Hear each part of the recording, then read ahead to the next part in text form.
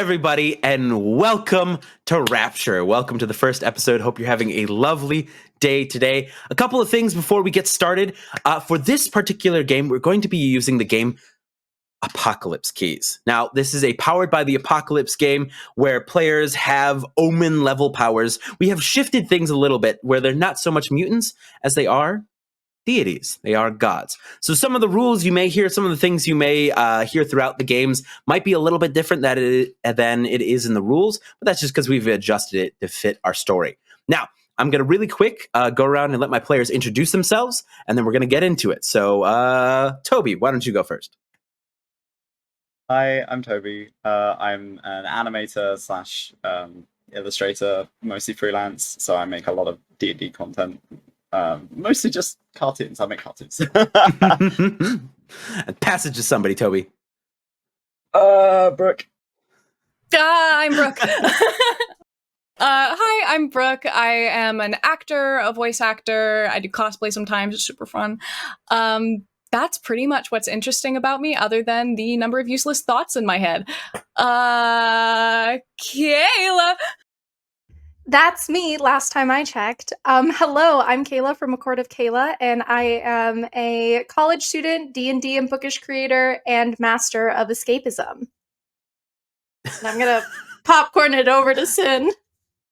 Hello, howdy, salutations. My name is Sin.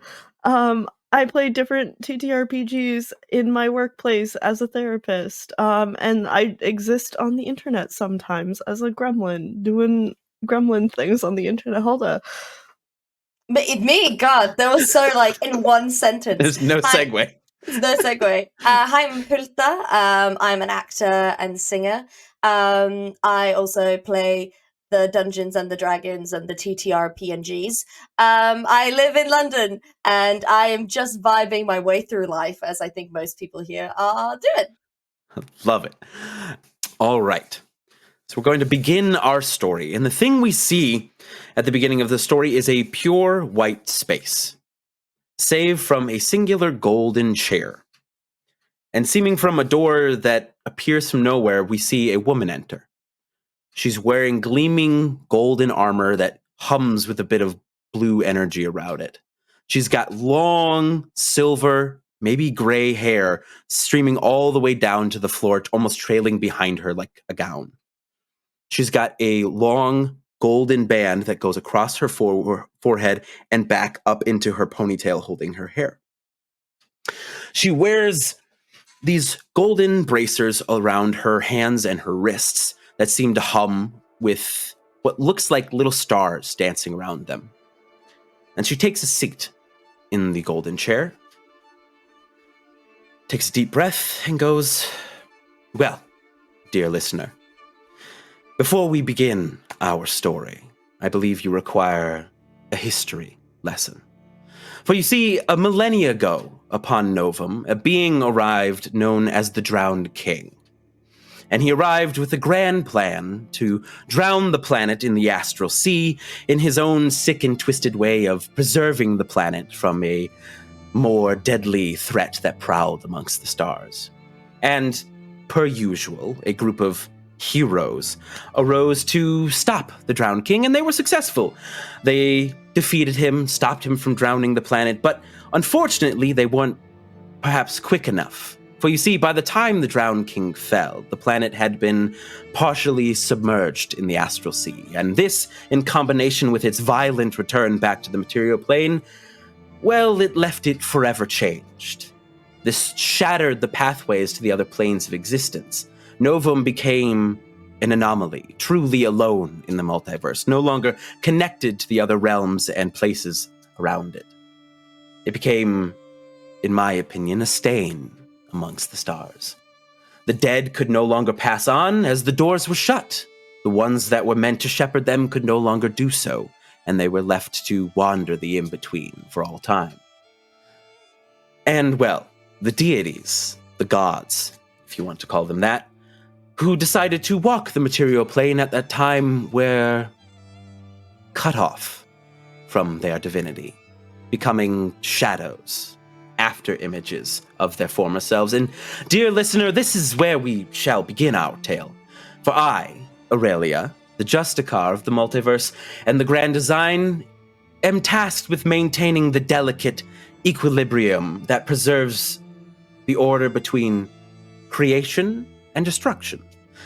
In the grand tapestry of existence, each thread must be woven with intention, but Novum has become a stain upon that tapestry, and must be sacrificed to preserve order. But fret not. This act of sacrifice serves a purpose greater than the individual. It is not a matter of cruelty or whimsy. This is the essence of sustenance and progression of the grand design.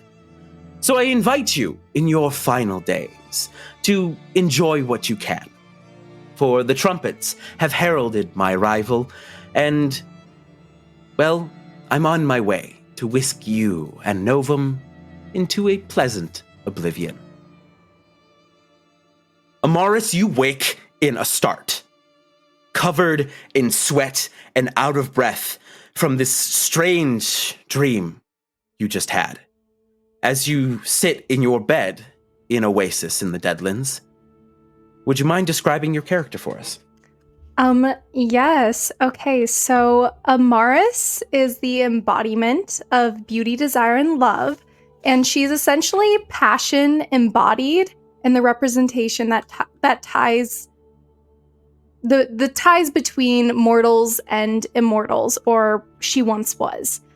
She has pale skin as she's laying in this bed with sun-kissed freckles. She has golden, pink, orange hair that cascades down her back in shimmering waves like shifting quartz in sunlight. Her eyes are the color of a lover's blush late in the night and are framed by long, dark lashes that reveal a flutter with every glance that shows the depth that passion can hold. And beings are drawn to her even in her fallen form, and she is in layers of garments of silk and embodies both grace and sensuality. And her regal presence is for her presence. I can't talk today. I'm so nervous. It's further accentuated. Words are hard by intricate jewelry, and she's in this layers of clothing even in bed. And yet, as she reaches up gasping from this dream, you see on what would traditionally be a ring finger, it's completely black, with shadowy veins spreading up her hand and wrist, a dark stain on what, even in her fallen form, is this being of desire and passion and these bonds of humanity that definitely shouldn't be there. You feel a hand on your shoulder as you turn and you see Malavar stirring next to you, and he goes, "Are you quite all right? Seems like you had a nightmare." Did you see them too? See what, my dear?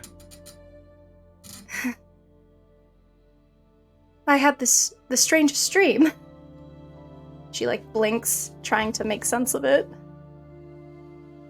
Well, tell me about it. As he swings his legs over the side of the bed, and you see Malavar. He is a taller man, broader shoulders. He's got long silver hair, very long, luscious silver locks, very sharp, angular features. I totally dreamed up this character before Asterion was a thing. I'm just saying. And he's covered in what looks like scars, but they also look like beauty marks at the same time all across his body. He seems to kind of always have a smirk on his face, always a bit of mischief in his eyes, as he is the god of sin. And he goes over to basically the balcony with no shirt on, just his pants, and he goes, "Well, why don't you tell me about your nightmare?"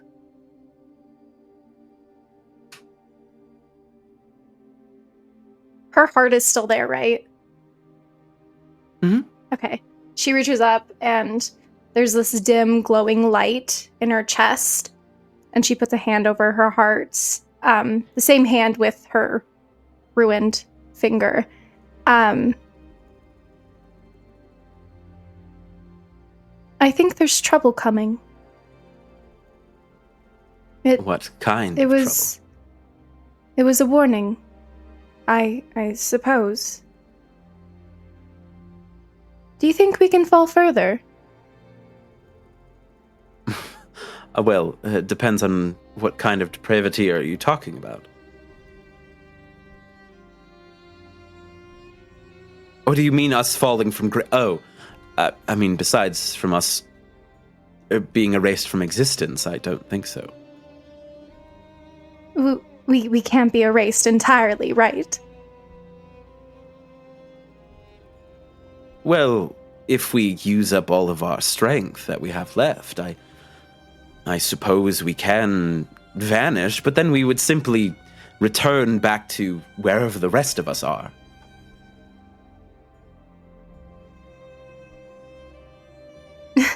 I'm sure this dream, this nightmare was nothing. I don't know why I'm thinking of such things. How about you come back to bed? Oh, of course. And he makes his way back to the bed. Can you go ahead and roll me Reveal Your Heart, please?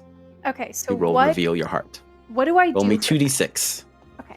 Just roll me 2d6 and tell me what you get. I got a 3 and a 1, so 4. A 4. So he comes back to bed, and once he gets into the bed, what do you do? I think she just tries to, like, lay him down so she can, like, lay her head on his chest in an attempt of, like, a comforting position and seeking comfort from someone that she knows can't hold her the way that she wants to be held, but is still desperate to be held. So as you're laying on his chest, and it's weird to feel a god's chest, heave up and down as if they're breathing. He's playing with your hair, and eventually you drift back into sleep. And it's some time later, as you stir, and you are laying just on the bed, on the sheets. And you are alone.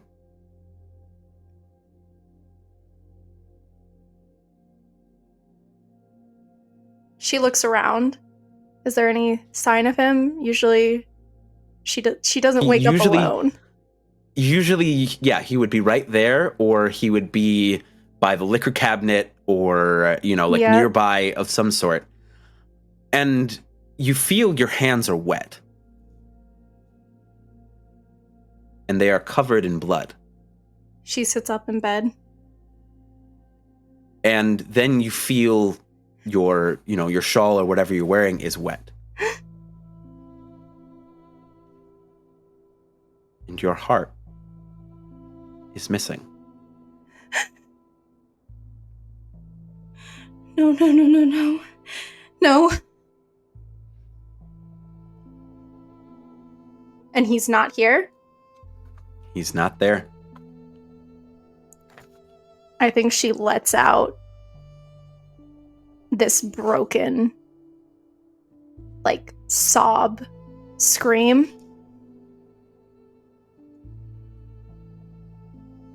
As she kneels over in bed and her bloody hands over her heart and this last remaining store of stolen energy and godlyhood, as some of the golden light around her probably dims.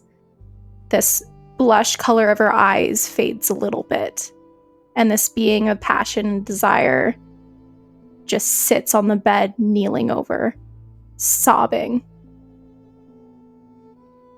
There is a soft rap at the door. Who is it? It's Thorell. And you would know Thorell is a fellow god, the god of whispers. Don't come in here. All right. Well, I'm assuming you got the message.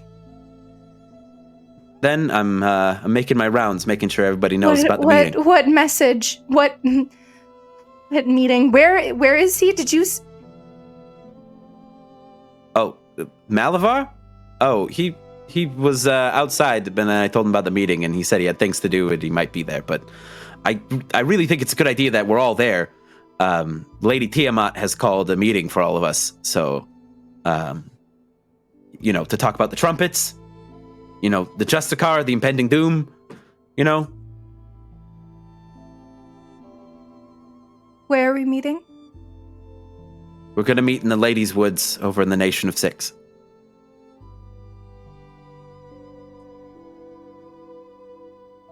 Leave. Are you all right? Just leave. Should I mark you yes as there on the list, or a maybe? I be there. She like stumbles over her words. I'll be there, but just leave. Okay. And you hear like footfalls just kind of patter away.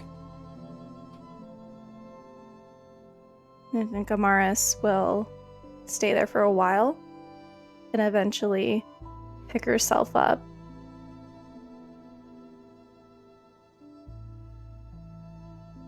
And clean herself off. And I don't know, get ready for the day, ready to go to this meeting. Okay. And is gonna not look at herself in any reflection right now, as there's silent tears just falling down her face. They definitely glimmer. They're sparkly tears because of who she is. They're still sparkly, even at this point, after the fall and everything. And a goddess of spoken words and hushed whispers is, I think, silent for the first time in a long time. Okay. And the camera pans far away from the Deadlands, over the sea and to Bastion, the tall, walled, futuristic almost city that exists isolated from the rest of the world of Novum, in the middle of the sea. And we head up a few levels. We see a bunch of, activity throughout the city, and we land at Arkan University. And we pass through the halls, seeing all the students going to their classes, and we pass into one of the large lecture halls. There's about, I would say, 200 students in here for Philosophy 101. And Crona, would you please mind describing your character and what topic are you discussing today, Professor Crona? So, today on the board, it says that we are discussing hope. And you see what looks to be a masculine figure with long silverish white hair that leads straight but is kind of like messily over their shoulders. Some of it tied together by a little like metallic clip. They wear a loose blouse tucked into black dress pants and little suspenders as they feverishly write all over the board. Not really caring if their students are reading what they're writing necessarily, but getting excited, discussing the idea of hope. Okay. Can you roll me 2d6, please? Oh, God. 8. So you're able to keep your focus as you're giving your lesson. But this noise seems to be building in the back of your mind. And as you're giving this lesson, as you're answering students' questions, your mind is a little bit distracted by trying to figure out what that sound is. And then eventually you get there, and it stops you dead in your tracks of your lesson as you realize it's the sound of trumpets. And you know what those trumpets mean. What do you do? Am I mid-lesson? Yes. My hand kind of freezes at the board.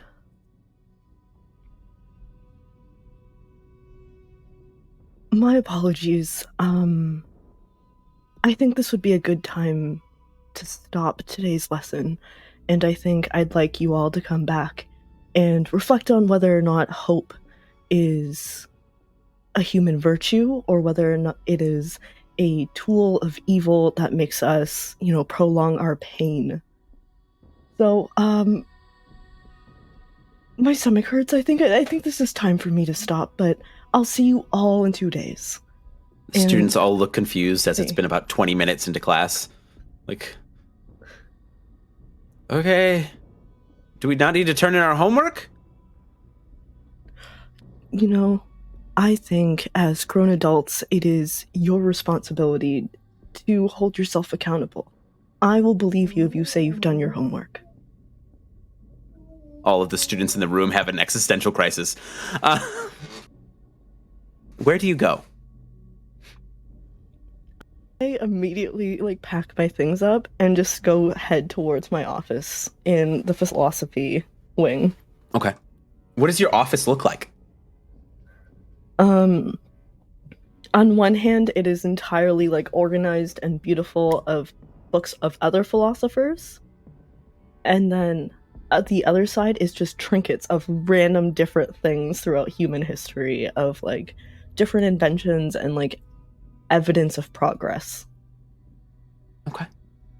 And in the middle is a little disheveled oak desk. What do you do once you get to your office? I go into one of the drawers at my desk and pull out a little brown leather notebook, and I step between 2 spaces in my bookshelf to head into my own little tower private room, and I start freaking out a little bit, just okay, this could be good. It could be good. And I start making a pros and cons list in my journal of what this could mean. So go ahead and just roll me 2d6. Oh god. Yeah, roll me 2d6. We're gonna grasp keys. Ooh, okay. I can do math. 6. A 6. So unfortunately, that's a fail. Your anxiety is just kind of overwhelming you, as another strange feeling sets in also. As you can't remember what the trumpets mean besides from bad news, but you remember you were supposed to meet someone. I am hyperventilating, and I see the glint of light hit a ring that I always keep on my belt loop. Tied. Oh god, it hasn't been that long. I'm gonna go find her. And I immediately start trying to look around to see what's the most important to pack, because I'm I gotta go on a trip. And just start taking different notebooks. I give a really quick brief glance to a locked door in my tower, and kind of anxiously open and close my left hand, which moves a little bit more mechanically, as it is not a real hand and just a prosthetic, and just kind of and then refocus to try and remember if there's any inkling, if I remember where she is. You would remember that the two of you are bonded in a way that you could find each other at any time. You just have to want to be there. So you know where she is.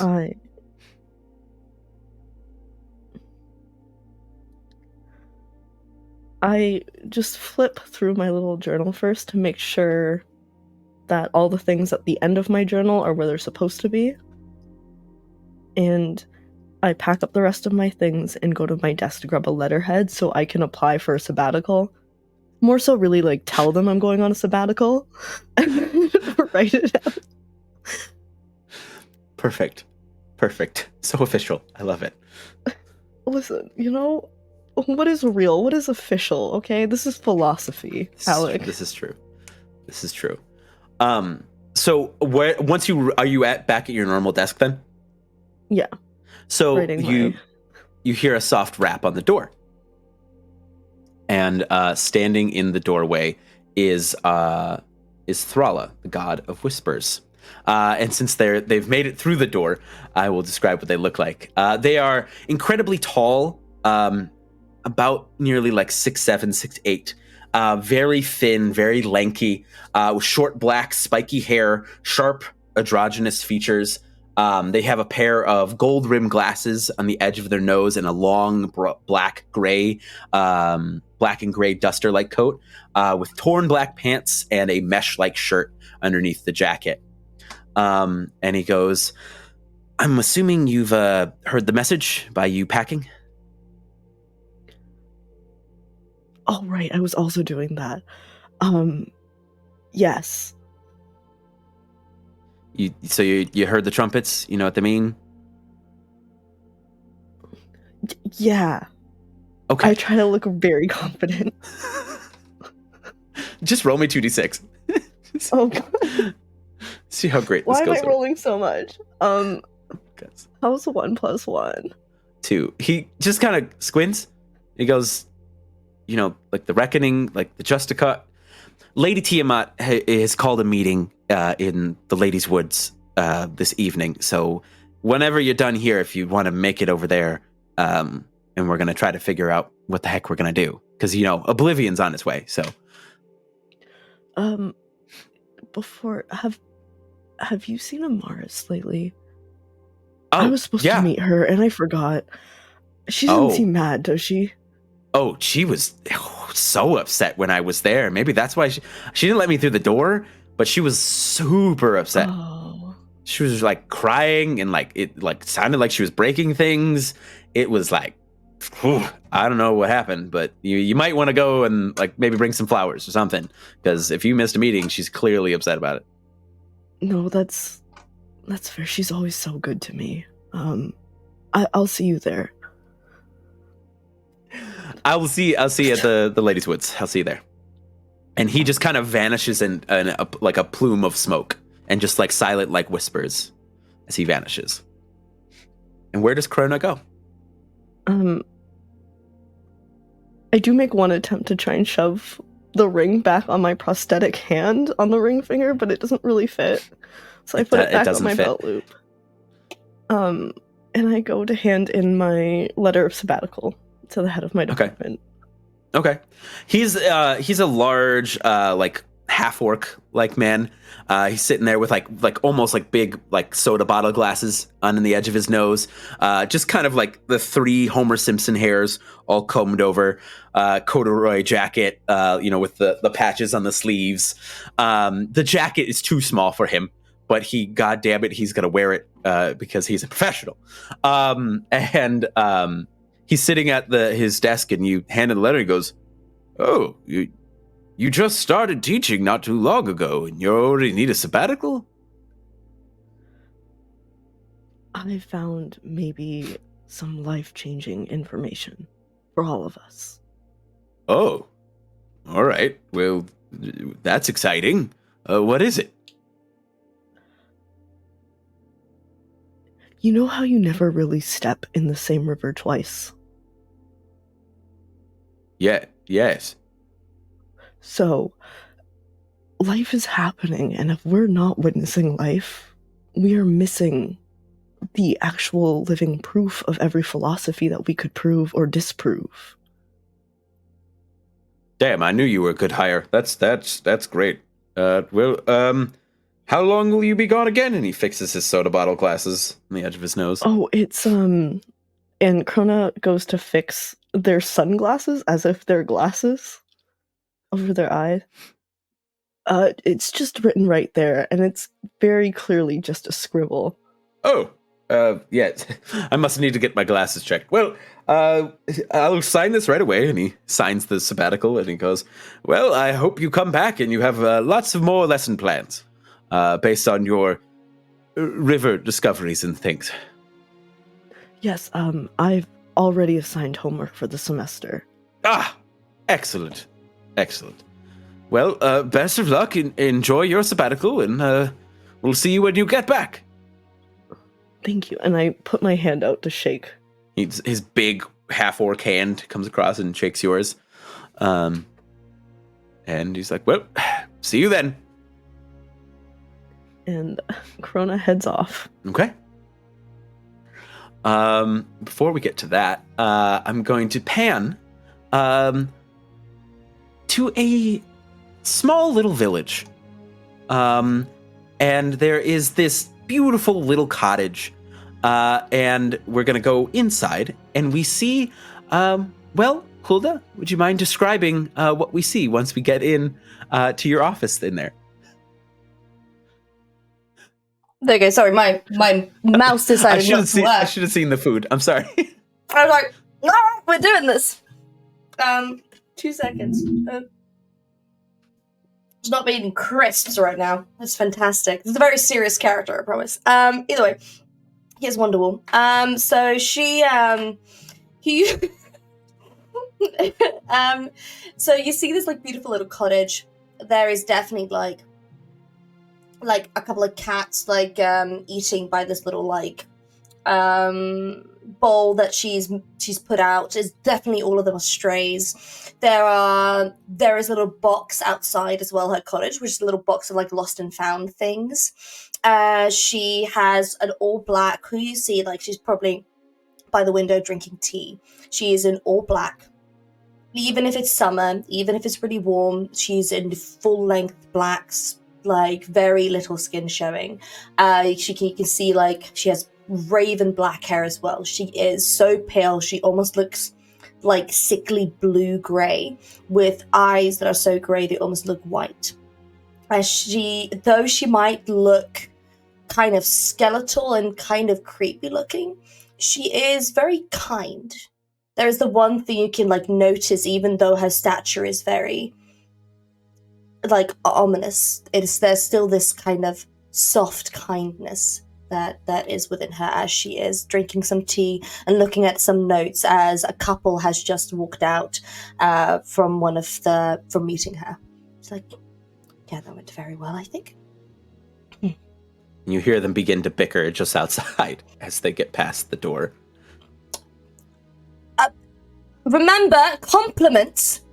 Complimenting, finding the good things in each other, yes? You drive me crazy, so great.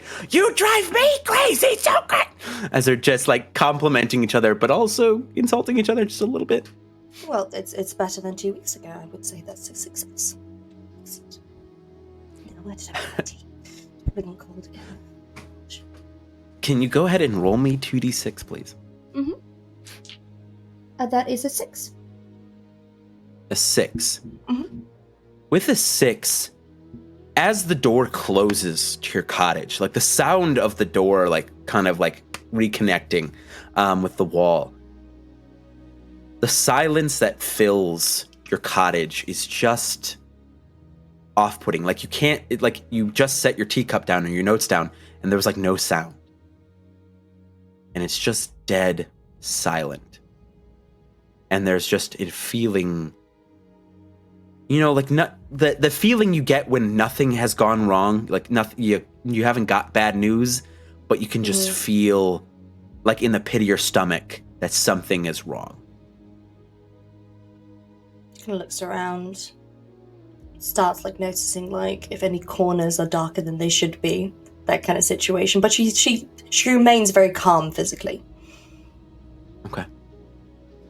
You notice as you're looking around the cottage, there is a door to your restroom, and the handle is just jiggling just a little bit. She goes over and she just gently puts a hand on the handle. Like, is there anyone trying to get in? Are you asking the door? Mm-hmm.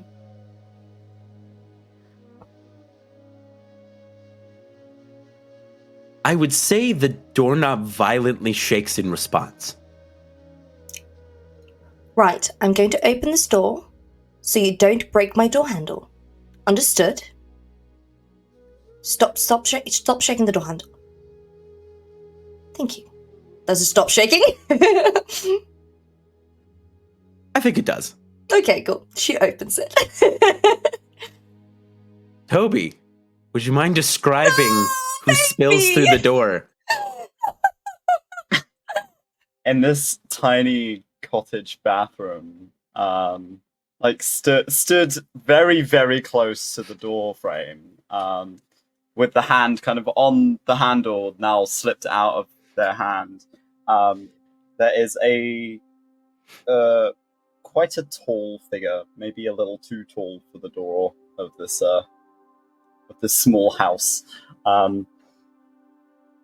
Almost entirely dressed in white, trimmed in gold, with a mask that covers the majority of their face. Only their mouth is visible. Sort of a curl of silver white hair underneath a hood that covers the sides of their head. Bandaged hands, kind of awkwardly in front of them as if they don't know what to do. You get the sense they're staring at you, but you cannot see their eyes or their face, really. Just silently looking at you. Does she recognize him straight away? Or does do they look very different? It's been about a millennia since you've seen him, Yeah. but yeah. I think so. Fringe. My darling, if you just told me you were coming, I would have gotten your pastries ready. I haven't seen you in 900 years, have I? You look a bit thin. Have you been eating anything? And she goes and she doesn't quite touch him, but she hovers her hand by his face. Well, it's been a while, haven't you? You always by the door, aren't you? It's kind of funny, isn't it? Even 900 years from now. Come on in. They very gingerly step through the doorframe, as if they're not quite expecting it to be there, and they kind of look at it. Do you still like peppermint? Inspecting it. I have some dried peppermint hanging. If you do you still drink peppermint? Yes. Fantastic. Sugar? It's lovely. They didn't have that properly refined 900 years ago, but it's lovely now. They've really perfected it. I'll let you try some. And she goes and makes him a cup of peppermint tea. Do you want to stand or sit down? I know your job was usually standing, They just so I don't know stand if you know very how awkwardly to. in the. They I just don't think you know how to sit down, I like, guess. And she goes and gives him a cup. No, please don't break it. It is porcelain. they take the cup and kind of just keep placing their hands all over it, very nearly dropping it. But they hold it quite tightly and then look at you. What do I do with this? Drink it. Look. She kind of takes her own cup and starts just imitate what I'm doing if you can. And then she starts drinking. Very gingerly takes the cup, takes a sip, and then just downs the whole cup in a single mouthful. It's like boiling water. Yeah. You put it back down. It's warm. Yeah, you did so well as your first try. That was excellent job. I do think maybe next time we'll try to minimize the amount of liquids that you will be consuming at the same time, as it can maybe cause some sense of harm. Now, I don't think you're here for a therapy session, are you? So confused. I do have other people coming later, but I can tell them to go somewhere else, as this does feel important. Why were you in my closet door, my love? I've not seen you 900 why years. was I in the bathroom? So it's not so much that you were in the bathroom, as... Why don't you describe for us, Toby, what the last 900 years were like for you? And what happened? In however much detail you wish to describe. When the drowning took place, Fringe was in the in-between, the place where souls travel between where they were to where they're meant to go. And Fringe, unfortunately, was cut off while they were there. For the first century or so, it's quite exciting. because they spent their entire existence sort of hopping between different places. They never stayed in one place for very long. Getting to see somewhere for longer than half an hour at a time was pleasant. They could explore, they could sort of see the people that were there, that were stuck with them. Couldn't interact with them, but they were there. This vast blackness that they explored deeply to find nothing.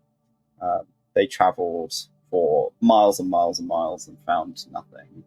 And over the course of 900 years of blackness, Fringe has lost every aspect of themselves to that blackness. They don't remember very much about sort of the pieces of them they used to be, the shepherds they used to herald at the passages between planes. They don't remember how to feel. They don't remember what mortal life was like. They are completely alone. They haven't seen another living soul almost a millennia. And it was cold. And they felt nothing. And now they're not there. And this is all very new. And you had remembered the doorway. Oops, sorry. No. Continue. You had remembered your old friend that you worked with quite often back in the day. Just by happenstance. And that door to find your friend is what ended you in their bathroom.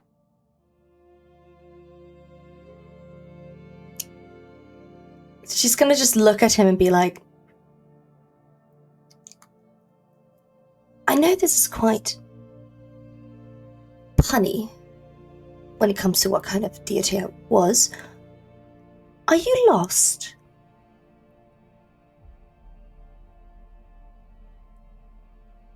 No. That's usually how people find me, is even now, is that they're lost. And I kind of help them not be as lost. Is that why you're here, Fringe? Finding you. I feel like I am more found than I have been in a long time. Well, that's kind of my job, isn't it? Finding people and things that are lost. There's no change in their facial expression, but you can tell that they're grateful that they're there. For those who don't know, Eva is the deity of lost souls. So she's the one that shepherds the souls that have not found their way in the afterlife. That's what she was. While the two of you are having this conversation, there's a gentle rap on the door. Oh. Fringe immediately freezes up No. and steps back into the bathroom. Oh, It's just does a he close bathroom the now. door? Just he close It's the just door. a No, just the door's open. He's just a 6'4" figure stood kind of hunched in your tiny little cottage bathroom, like. No. Just two.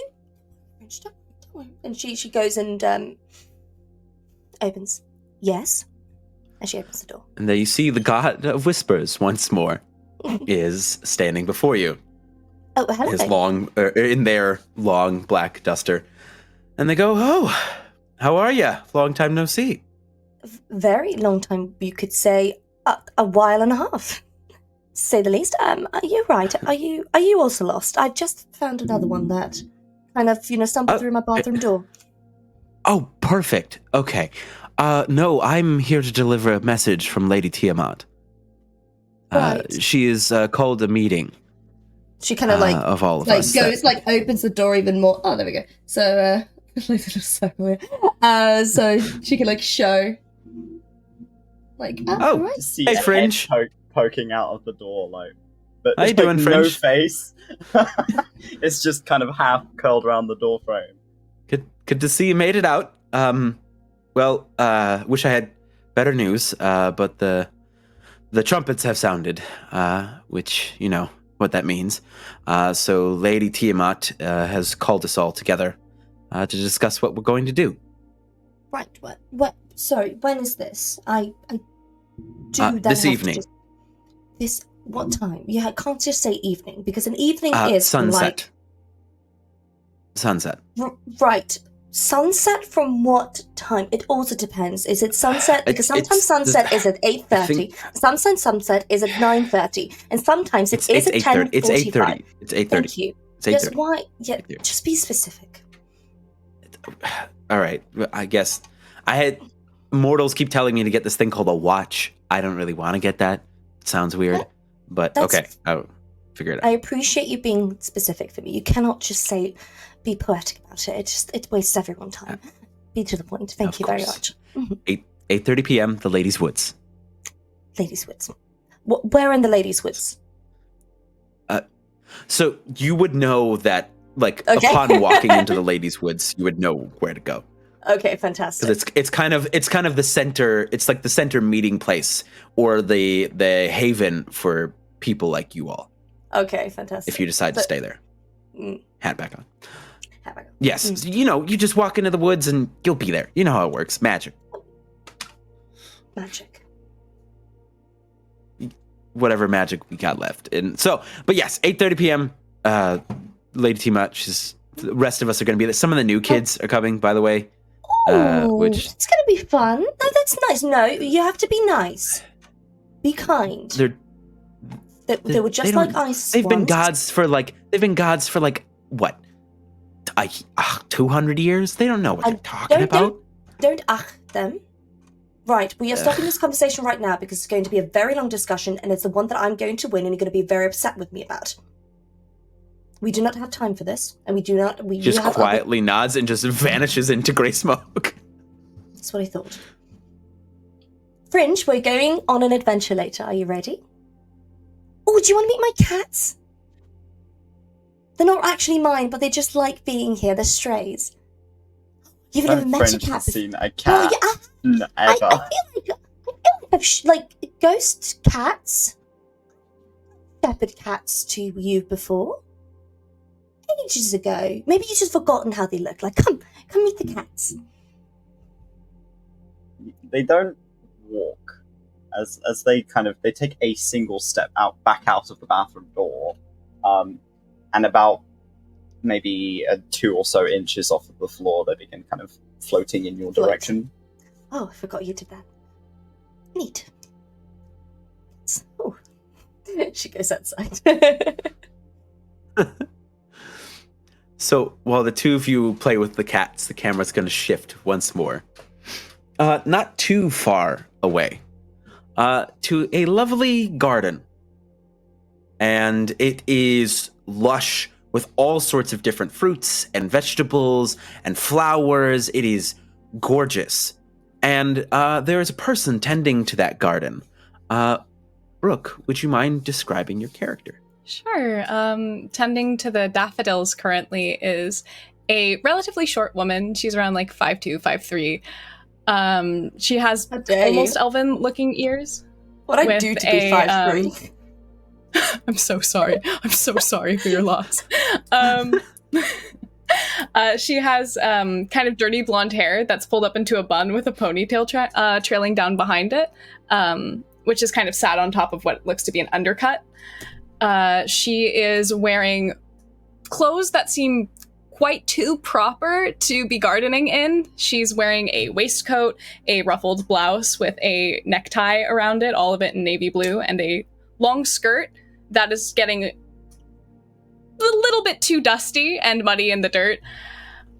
She has, in the skin that's not completely covered by clothing, these trace red lines that look like they might be a part of a greater tattoo that go all the way up to her neck, where it seems like they bloom into what might be some sort of flower. It's partially covered by her collar.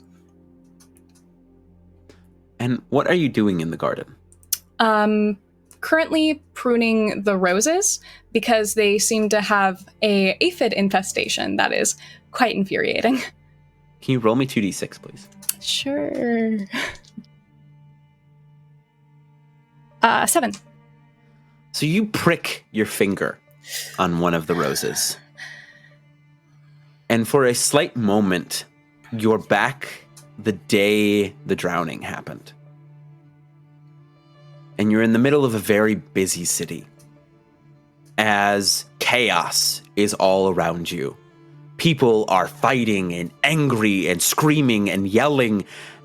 How do you feel being amongst this crowd?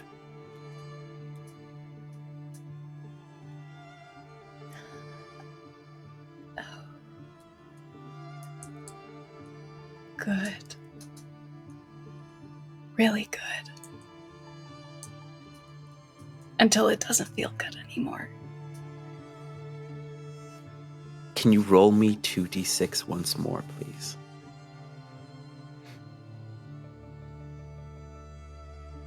$12.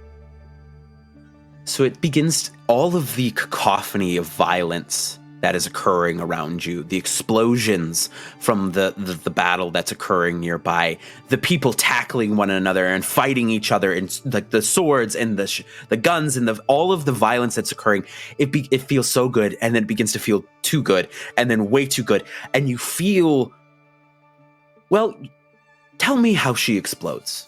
Tell me what happens next. The tattoos along her arms, all of them in full view in the sleeveless top she's wearing. All of the lilies bloom at once. And I think there is just a wash of blood. Anyone around her, I think, just bleeds from every orifice. And she is smiling. And then you're back in your garden, looking at the little bit of blood draining from your pricked finger. I told you, all of you need to behave, and when I prune you, you need to stay off so that this doesn't happen. You know better than that, come on. Find another garden.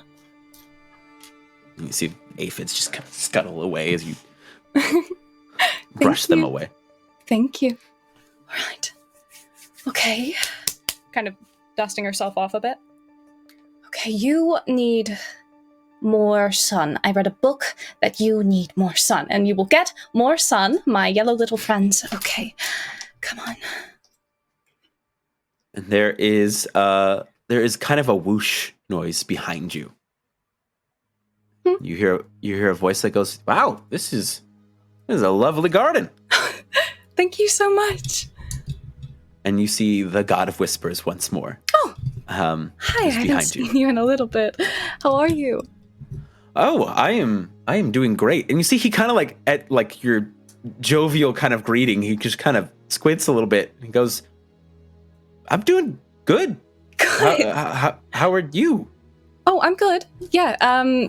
It's funny, they've been misbehaving a little bit, but everything is pruned, everything's taken care of, so I'm pretty good. I don't have to crawl around in the dirt anymore. Do you want to come inside? I have some cookies, and if you wanted to... Oh, yeah, sure. I got lots of stops today, but I'll take a free cookie. Yeah, absolutely. Help yourself. Water's in the pitcher. I was going to make lemonade, but it's a little late. I don't want to make it sting. Right, and you can see just this look of confusion and bewilderment. What? He's just like, I just expected a little bit more. Did you want me to be mad? I mean, you don't have to. That's just what I was I heard about what happened, and your kind of reputation precedes you. So I just was. Last time we saw each other, I'm just expecting that. But this is great. Don't be silly. Here, why don't you go inside, help yourself? I'm just going to wrap up out here. Sure. And you see Thrall just walks in to your house, just kind of one last look back at you, and then just walks into the house. Ties hair back up, dusts off blazer, walks inside. He's already kind of helping himself to some water and some cookies. And they turn to you and they go, so As I've said numerous times today, because I've been making the rounds to everybody I could find. You must be tired. Why don't you take a seat?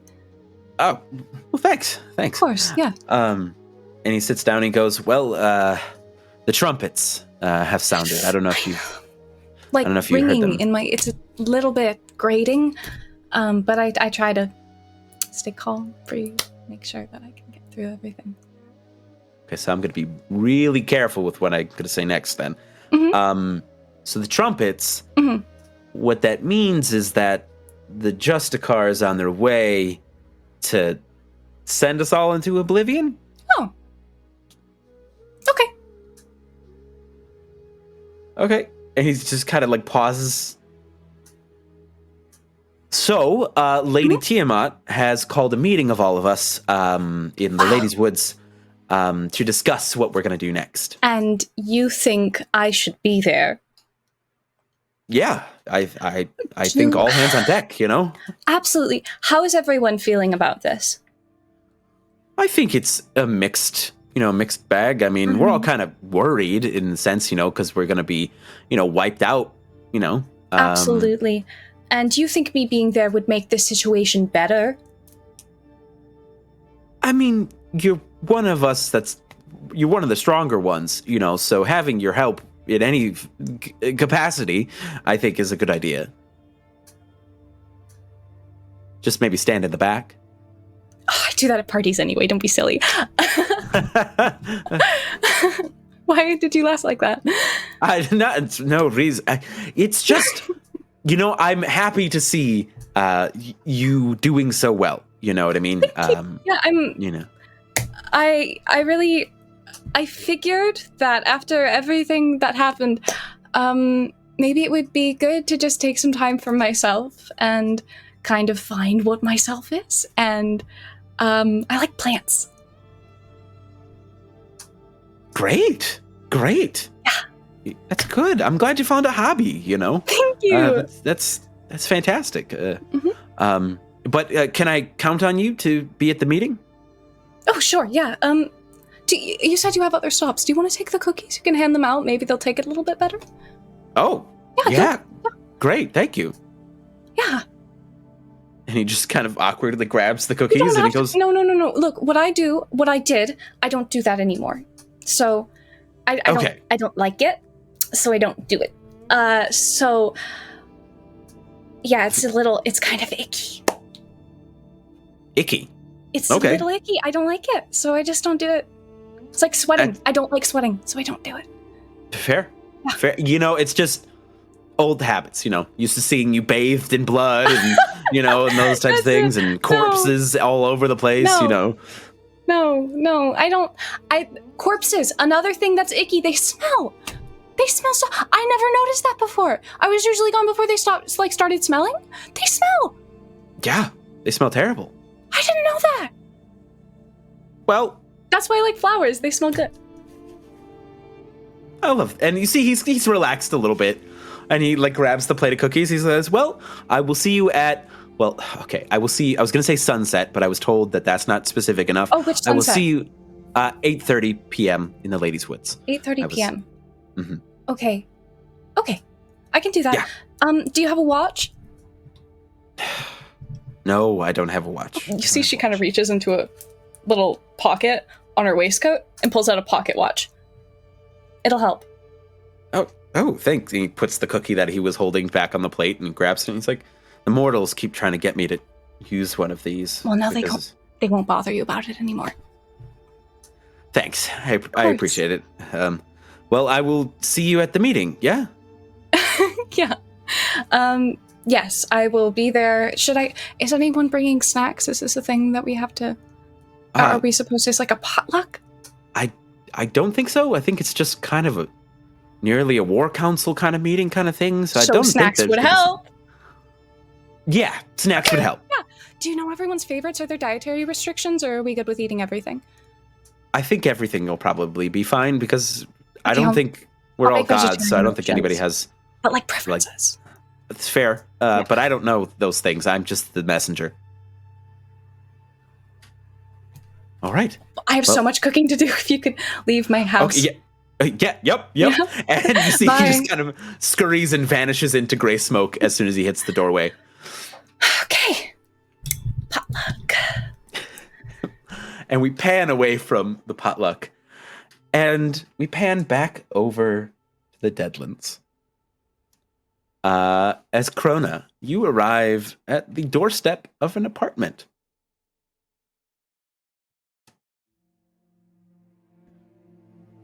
I nervously pace back and forth in front of the apartment.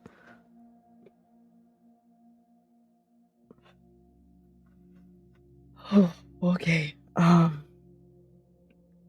she's really mad. She's been mad before. And we've made it up to her. It's fine. Okay. And I put my left hand behind my back and knock on the door. Amaris, as you're packing your things, you're probably luggage upon luggage upon luggage. There is another knock at the door. Amaris stills where she is folding yet another very fanciful gown and stops midair and looks around the room where everything is destroyed. And there were a ton of mirrors in this room. Everyone is shattered. She takes a centering breath and like ties together this top that she was wearing to cover everything and walks over to the door and pulls it open like a crack. Hello? You see Crona is at the door. Oh. Shuts it. Looks around the room. Turns around.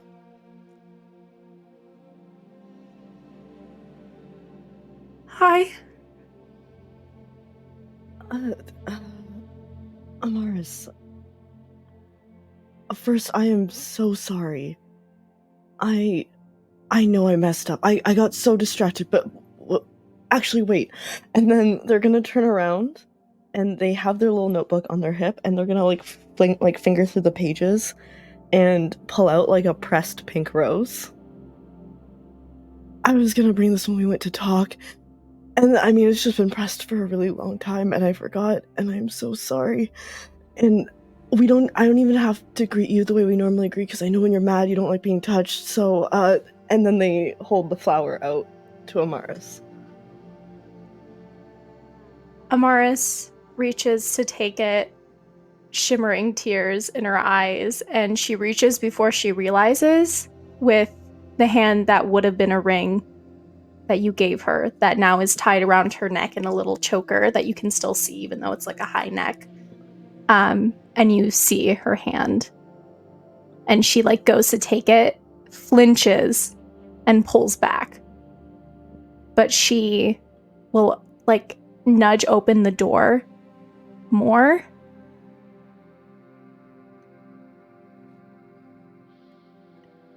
Maybe you should come inside. Okay, and they kind of glance at the hand, and they look guiltily back at their own hand, and kind of questions, was this because of me losing my hand? Did I cause this on her hand? And just like awkwardly steps in. I know the rose doesn't fix anything, It's been and it looks 1,000 years. mad. I know, honestly, I got really excited, and I thought you were just giving me space, and that's my fault. I should have stopped. I should have checked in. I'm so sorry, Amaris. You still... I'm not saying sorry for you to forgive me. Why would I need to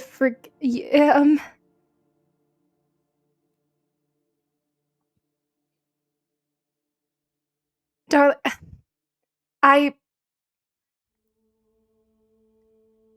Why are you asking me to forgive you?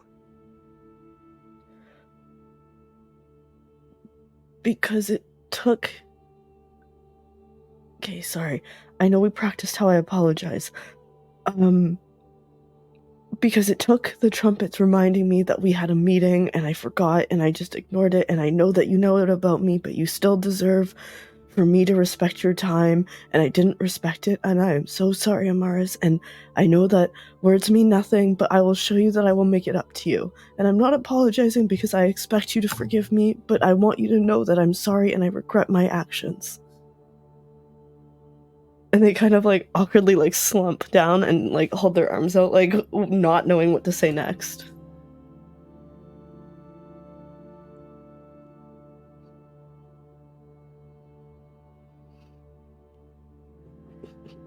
I'm sorry. Amaris draws her hands, like her arms, around herself.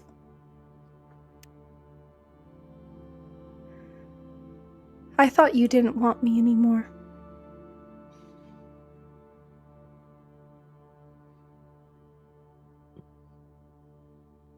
Before the fall, and now you're telling me that you just forgot?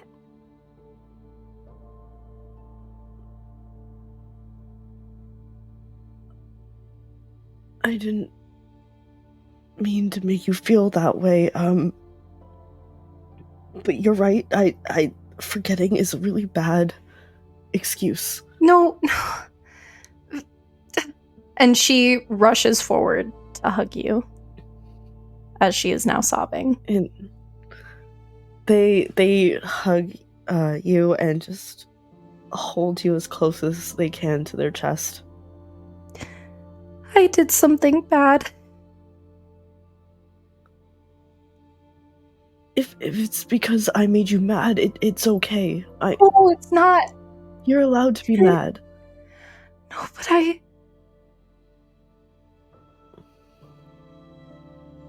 even before...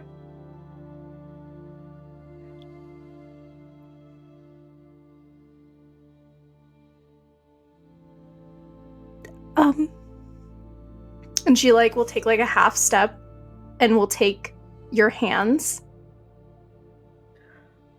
If, like, they let her. They do, and try their best to not look at the prosthetic hand.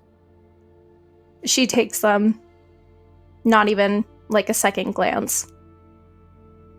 As if your hands, even different, were the only ones that hers were meant to hold. I'm gonna tell you something, and it's gonna make you sad.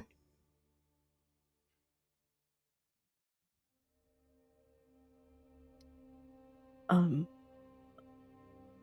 mean, I've never been mad at you. I don't think I would be mad. Before the fall, I cheated on you. And have been for the past 1,000 years.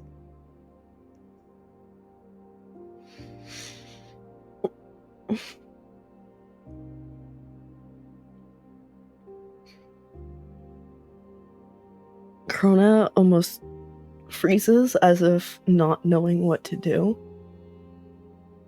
And pulls their hand out of yours. Oh.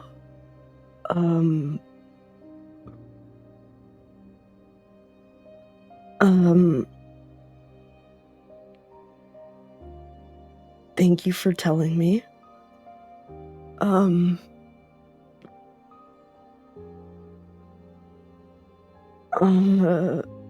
Is the door still open?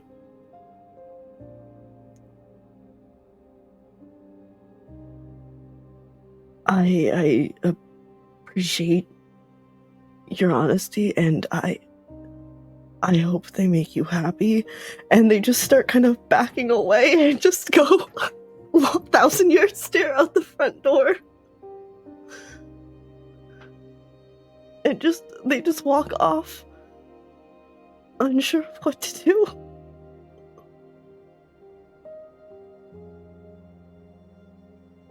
Amaris, do you let them go?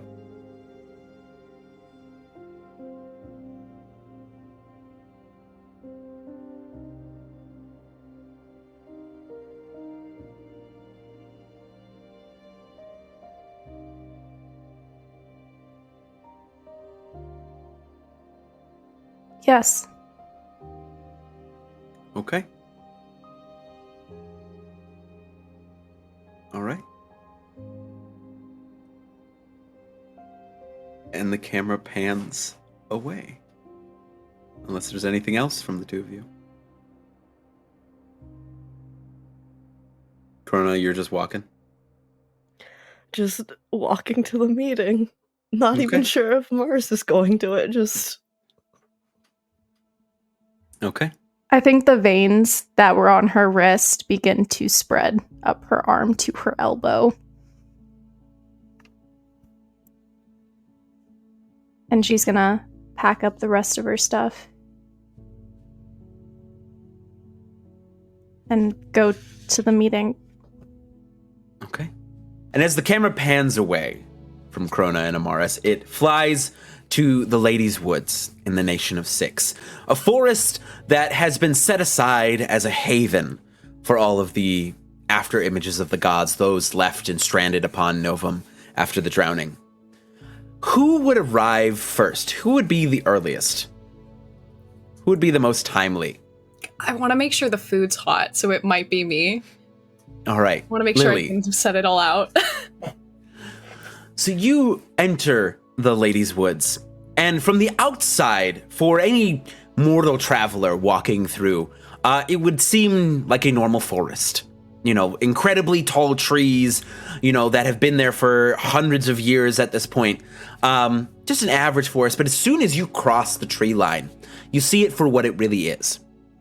It is actually a bustling city hidden within the woods, made out of the trees and things that from the outside appear as just normal, you know, trees. That you see there are buildings almost like, you know, 3 or 4 stories tall built into these trees. You see there is a bunch of milling people, well, gods, milling about the space as you see they're preparing the amphitheater within this almost druidic-like city that is hidden in the woods.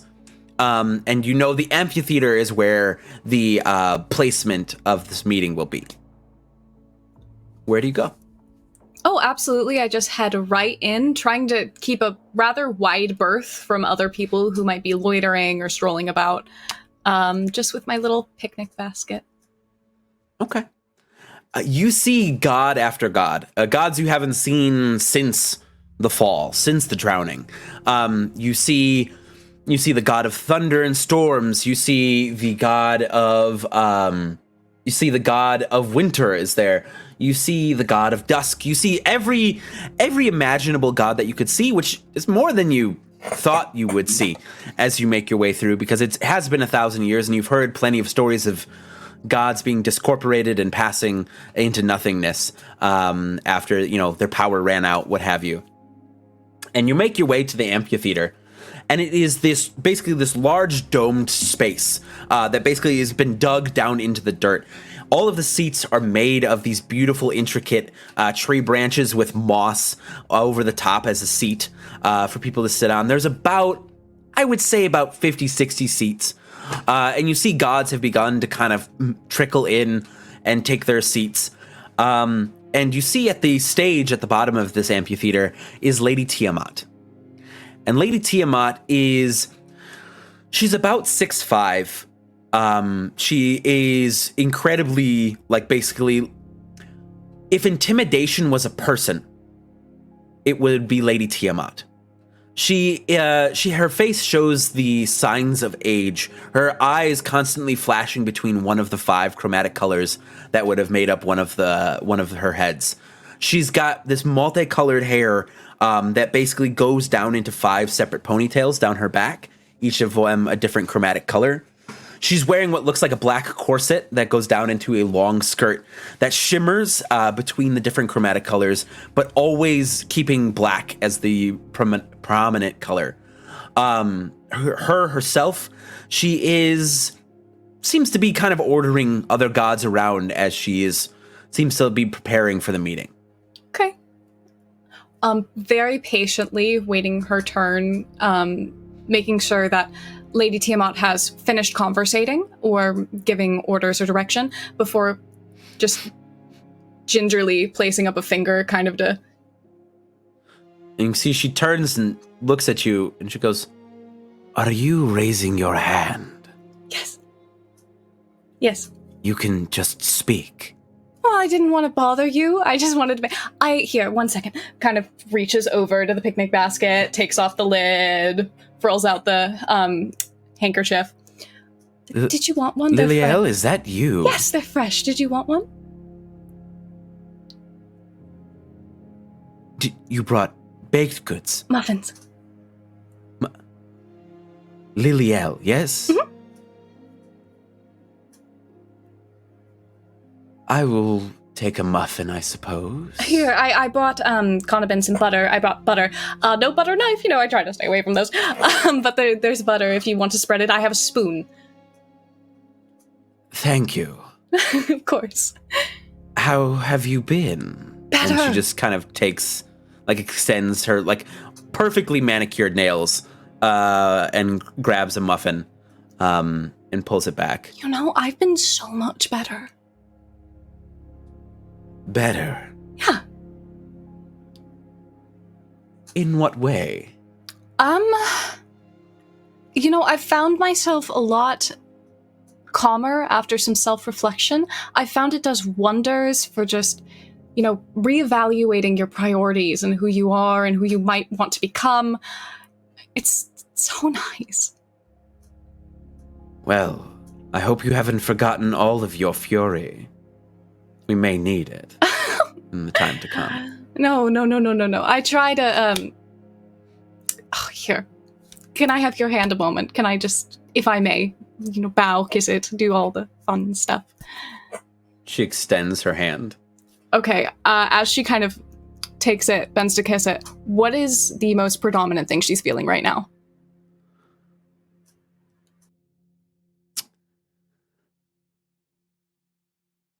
The influx of feelings that you get, it's not like from a mortal where it's like a sip of a good drink. This is like standing under a waterfall of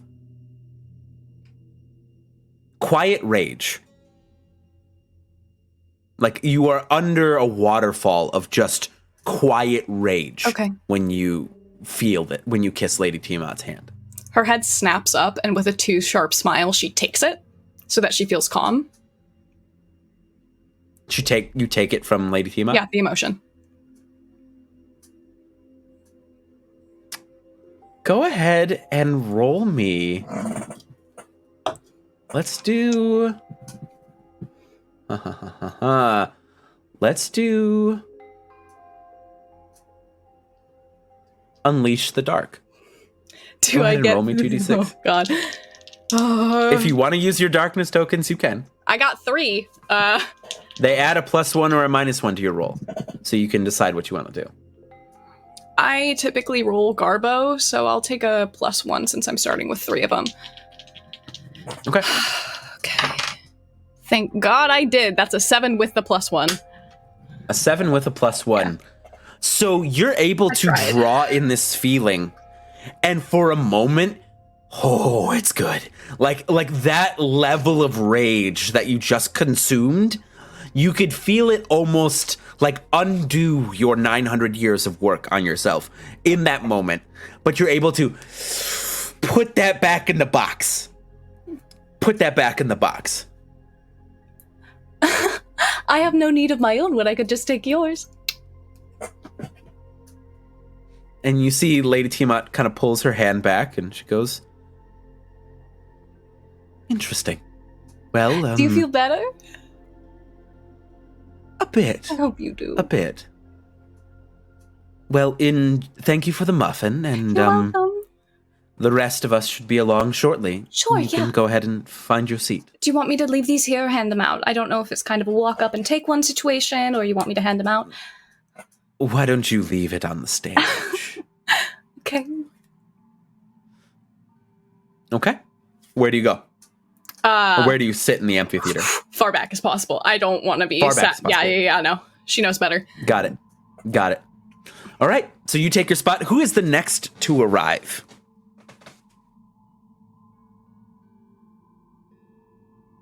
I want to say us, but at the same time, I don't know how quickly Fringe floats. They can move very fast if they need to.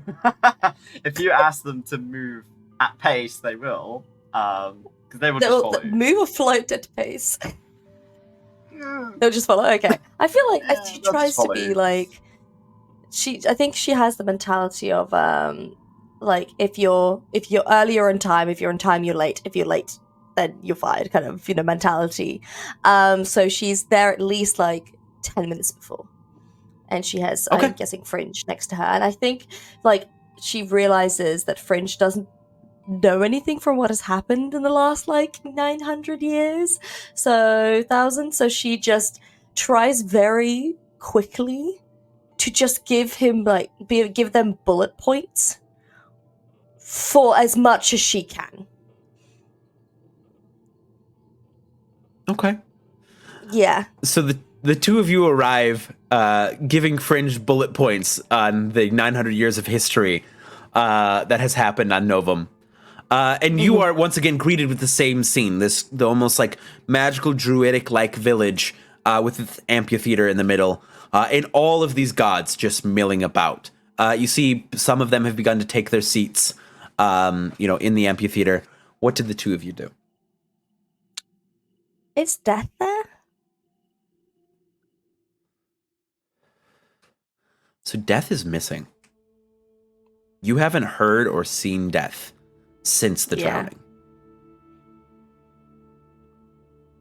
Yeah, she figures, but she had a slimmer of hope that they'd be there, but she does not see Death anywhere.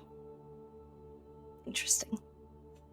But yeah, she just looks around and she just sees some I think I've read about him. I think he's somewhat important, but I never really cared, to be honest.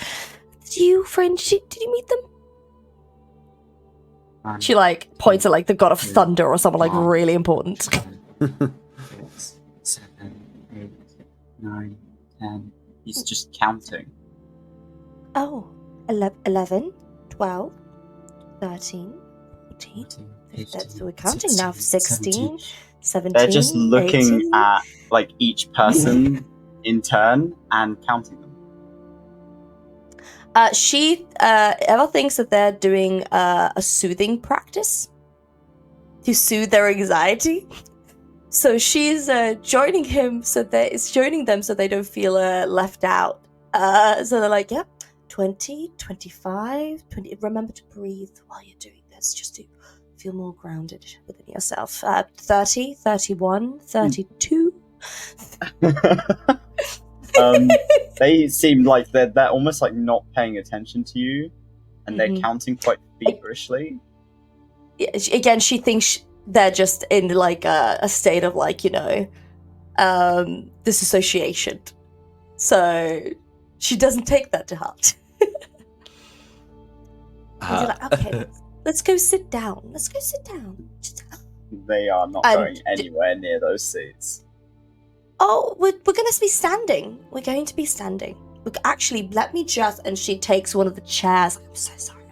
I'm just gonna... And she goes and places one next to Fringe. She sits down next to them, being like, well, I guess when you've been standing next to doors for thousands of years, I guess you forget how to sit. It's a funny joke in my head. Making sure they've got a head count of everyone that is there. You've counted about 60-some gods. She goes and gets one to see some muffins.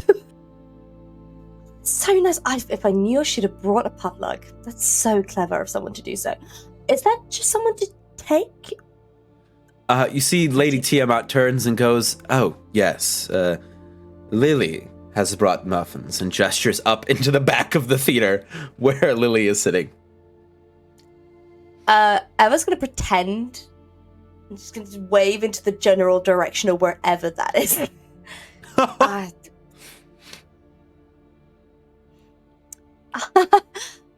Didn't quite catch the joke. But I'm just gonna take 2 muffins, but one for me and one for a friend. I'm not being greedy. Yes, do whatever you wish. Fantastic. Excellent. Lady Tiamat seems a lot more calm than you've ever seen her. Yeah. You are doing some work on yourself. I'm impressed. Some meditation, some self-reflection, finding Mostly yourself. stealing men's souls these days, but... Right, you know what? Sometimes that just has to be done. Yes. Yeah. Anyway. I see you brought Fringe. Oh, yes, all I right. did. Actually, no, that's all right. Yes. So Fringe just happened to, like, go through my bathroom door. Just completely Was that where he was staying for No, these he 900 wasn't. years? That's the thing. They weren't. They were just there suddenly today. And I have a feeling it's something to do with the trumpets. But I also have a feeling they also were kind of like lost in the oblivion of it all because I had no idea what had happened in the last 900 years. So I have a feeling that they kind of were in the in-between, if that makes sense. Yes. Are they all there? What do you mean? They're not quite themselves yet. As they take notice of Fringe, like, counting. Yeah, they're just like floating a little bit on next to this empty chair at the back of the amphitheater and just looking between each person and mouthing numbers. Look, they're doing their best. I know that they don't seem quite like they're quite there, but they are doing their best. I mean, it's a quite traumatizing experience, I would say, especially for losing themselves in a bit. And I guess that's why they found themselves in my bathroom door. You know, it's quite... Very well. Quite a Thursday. Anyway, muffins. Matter at hand. I'll leave you now. And she like things like, she's never really good at conversation. I don't quite get her. And like she just mumbles to herself and just goes to Fringe. Like, I really tried to talk to her. She's not quite good at conversation, but she has been working on herself. I won't say that. She was quite calm when I saw her. Usually she has that like quiet rage, kind of like a waterfall quiet rage. You know what I mean? So, now it's just calm, like it's like gone. Either way, these muffins are great. I love that they didn't use any butter. You can actually taste it. How many gods have I counted? You've gotten up to about 57. Okay, so they say just to Ava, it's just 57. 57? 57. Did you? Is that the number that you...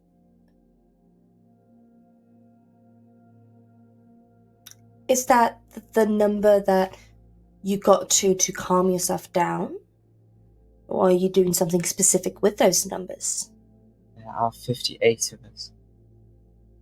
Oh, you were counting people. I'm so sorry. I should have been more alert on what you were actually doing. I apologize for that. 58 gods. Interesting. Where I was last.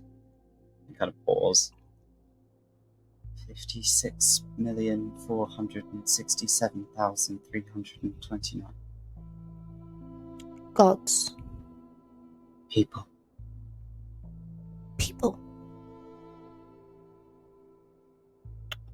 Right, Fringe, instead of being, just eat a muffin, my darling. You pass them the muffin. They just kind of look at it. Like, they hold it in their hands and they look at it and then look at you. Oh, we're doing that again. Okay, so...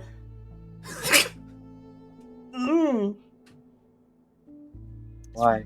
It's really good. Because you haven't eaten anything in 900 years and you're usually used to like pastries. There's this... From as much of their face as is on show, there's this expression that's just blank, as if they don't remember. They're holding this pastry up, this muffin, and just kind of touching it, feeling it, but they don't eat it. They just sit there and kind of poke it. It's gonna take some time. It's okay. Something I guess we hopefully have of. Right. Either way, so is Lily. I need to find her and compliment her muffin baking. Absolutely incredible. Okay. And who would be the next to arrive? Would it be Crona or Amaris? I think it would be Crona, because they just yeeted. Yeah, you just yeeted. So Crona, you enter and you see the same sight. And as you enter, somebody actually bumps you on the shoulder. As you see this he looks super young. He's in what looks kind of just like a vest, with his shirt, basically no shirt under this vest, kind of almost like khaki-like pants, but they're all very dirty. And he just kind of bumps into your shoulder, and he goes, "Watch where you're walking, oldie." They hear it, but it's a very muffled sound. They don't really fully. They're still kind of just processing and walking. They do squeeze the hand really hard, their left hand, trying to be conscious of not breaking the hand, because there's nothing to fix it here. But they are very just anxiously squeezing. And you see the guy turns around. He's got kind of loose brown hair, and freckles across his face, and just these kind of stunning blue eyes. And he just kind of looks in at you, and he goes, "You doing all right, oldie?" Oh, I'm sorry. Did I bump you? You were just in my way, But that's all right. You guys are moving a lot slower these days. I get it. You don't have a lot of juice left in the batteries. Yeah, most of my calorie burning goes towards using my brain power. Right. What was your name again? Oh, I'm sorry. Do you not remember? Can you not remember things? Oh, no. See, I'm just not an old fuddy-duddy, so I haven't learned all y'all's names yet. Oh, your brain hasn't finished developing yet. That's okay. I'm Crona. Crona. And they put their hand up to shake. He reaches his hand back. He's like, "I'm Thalgrim. What are you the deity of? What do you do?" Did they grab my hand? They did. Could I use Reshaped by Despair and unleash the dark a little bit while grabbing their hand? Roll for it, my friend. Okay. So I got 7, but I would actually like to use a bond to add a 1 to that. I'm still a little angry about what I'm processing. Mm-hmm. And I think about literally just having held Amaris and how all of my anxieties had disappeared until she had told me that she cheated on me. And I'm going to use one of my bonds with Amaris to add a +1 to that and get an 8. Okay. So with an 8, you wield whatever you're going to do with ease. So you get to choose 2 from this list. You can apply them in whatever way you wish. You can get past their defenses, inflict a condition. You can get what you want from them, avoid reprisal, harm, or cost, gain the upper hand for now, expose a weakness or flaw, or confuse them for some time. What do you want to do? I think because I'm confused, I want them to feel the same confusion. So when our hands touch, the mechanical hand the shell kind of breaks off a little bit, and the black ichor that is coming out from underneath from where my hand would be, it just kind of seeps around their hand. You see, he kind of pulls his hand back, kind of got a 1,000-year stare, and he's like, what am I doing here? What? Oh. And he's just like so confused. You were apologizing. You bumped into me. Oh, yeah, man. Yeah, sorry about that, bro. Yeah, I apologize. I must have not seen you. You know, I do a lot of the mortal drugs, so like, I got, sometimes I get a little, dizzy and not seeing where I'm going. I apologize. That's we're all in our own world. It's okay. Yeah.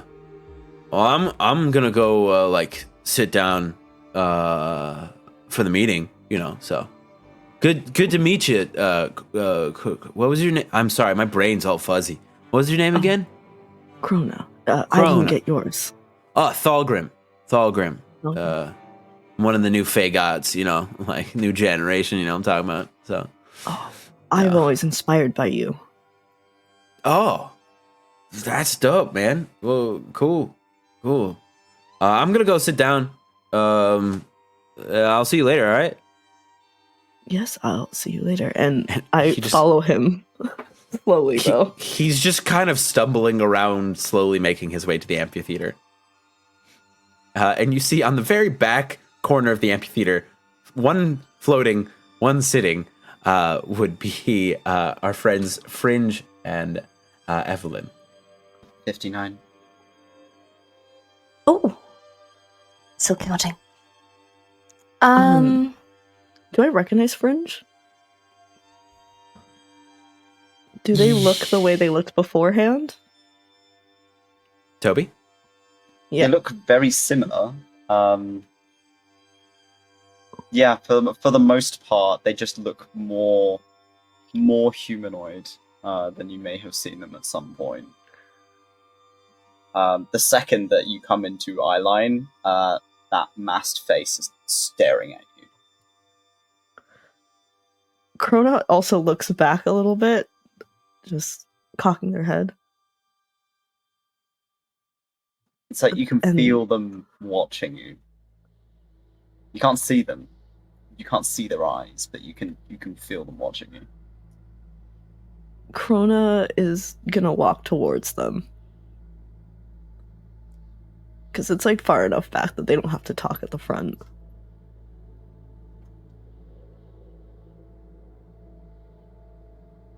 Sorry, I completely dissociated for a bit. Sorry, where did you go? I'm walking towards you. Crona's walking towards you. Okay, fantastic. Sorry, I was trying to read something completely blank there. I apologize. So she just looks and like, Fringe, I think you have a friend.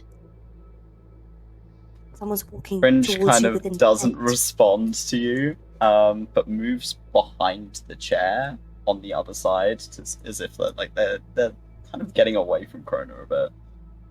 Ooh. Right, here, Oh. sorry, here but no further. I would like you to not make Okay. my friend uncomfortable. Sorry, that wasn't my intention, and I apologize. I just thought they were staring. If They were, that's they're just maybe just it's me. counting. They're just Oh. counting. They notice you walk through the door, and they have a lot of eyes. So, piercing, I would There say. is the remnants of a muffin in their hand that they have just kind of poked into crumbs. And they're just kind of holding it in front of them. Have we met? Can I help you with anything? So, No, Fringe and you, I'm- probably.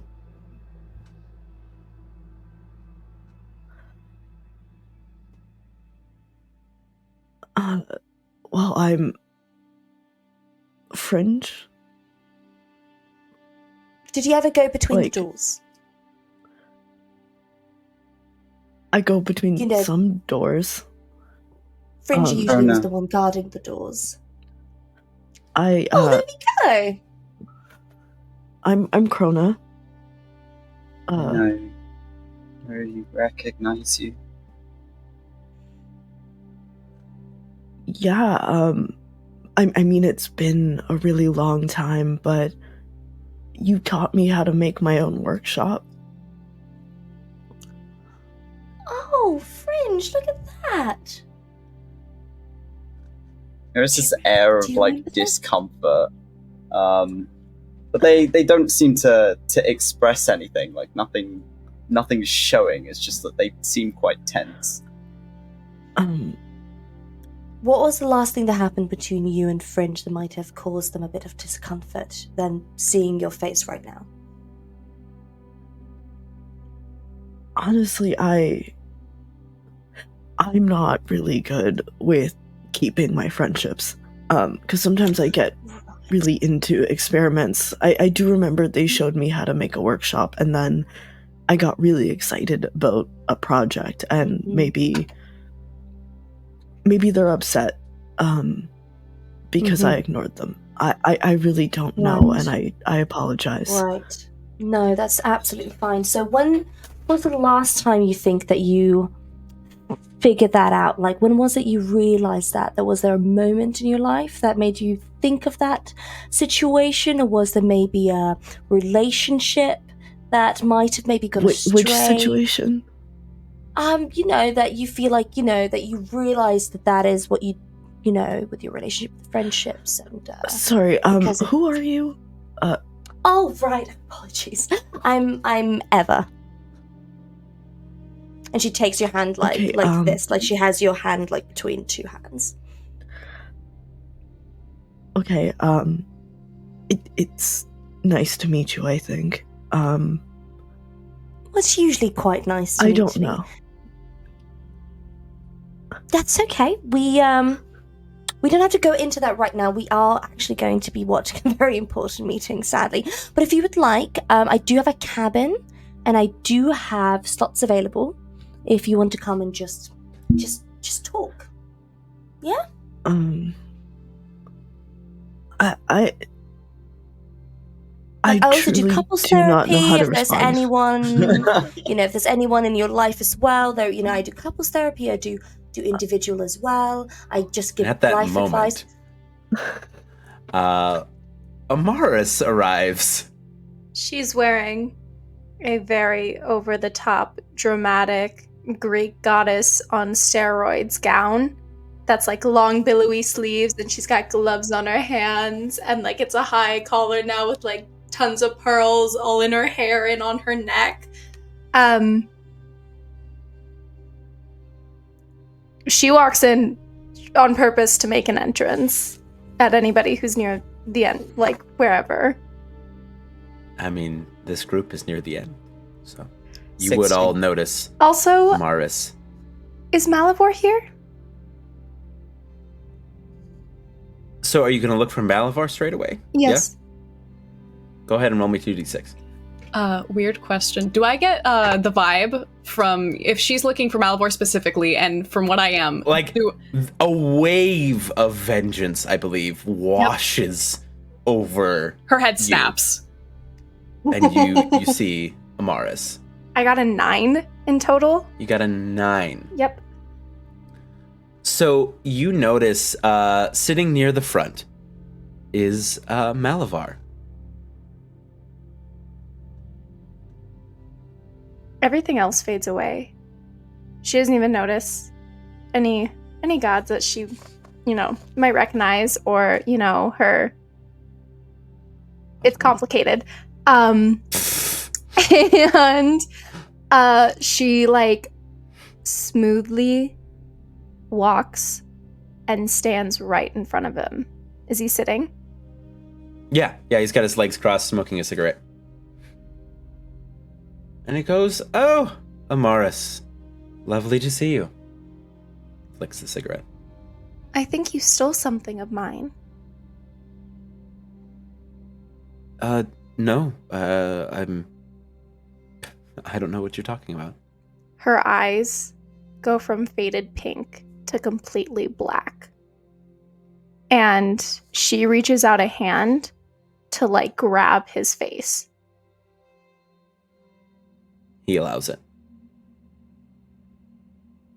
Is there like, I don't know what moves I can do. Can I do something to like, I want to harm him. I don't know if that's like Unleash the Dark or what that would look like. I'm pretty sure this would be Unleash the Dark. Okay, so what do I do for that? Roll 2d6.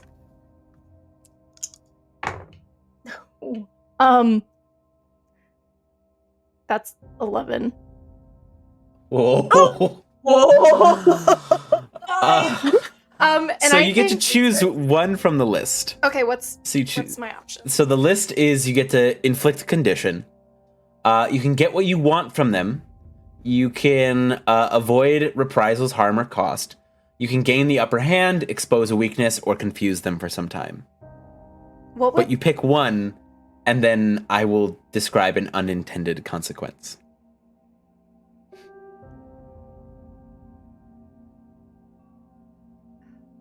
what was the one with like an upper hand? Like what would that be? You gain the upper hand. So however that would seem for you. Like, what are you trying to do to him? I think she thinks that he stole a very large reserve of her power that made her beautiful. So I think she wants to make him not beautiful.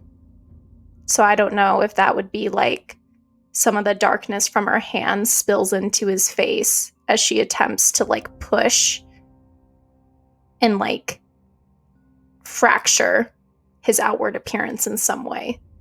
Because if she can't be beautiful anymore, neither can he. So this darkness spreads, like basically from from where you're holding his face, kind of up, and he screams out in pain as you see kind of these like black inky veins. This black inky vein spread up his face, marring his face, making it not nearly as pretty as he was before. And he just kind of recoils from your hand. And then he grabs you by the wrist and pulls you close. And he goes, I didn't take anything that you weren't already freely giving. And pushes the hand back away. And then you feel a hand on your shoulder as Lady Tiamat kind of whirls you to face her. And she goes, I strongly suggest you take your seat and deal with this little lover's quarrel after the meeting. And you feel this impending presence upon you, as like her shadow is much larger than it should be in the current moment. Yeah. Yes, Lily. Can I make my way down, like speed walking? Speed walking. Just... There is so much. I need you to roll me 2d6 actually, as you speed walk your way down. Roll for speed walking. Oh, thank God, 9. A 9. Yeah. So with a 9, you're struggling a little bit. But you make it down, able to keep yourself kind of in control as these just waves of negative emotions wash off. Hi, kind of like placing an arm on her shoulder very lightly, not even actually touching, just hovering. Hi, sorry, this is one of mine. That's so funny. This is one of mine. I'm just going to go here. Why don't we go ahead and sit down? Why don't we sit down away from everyone else and we can talk about what just happened? You talking to Amaris? Yes. Yeah, she blinks at you and her black eyes fade away back to that paler pink-red color. My goodness, that was a neat trick.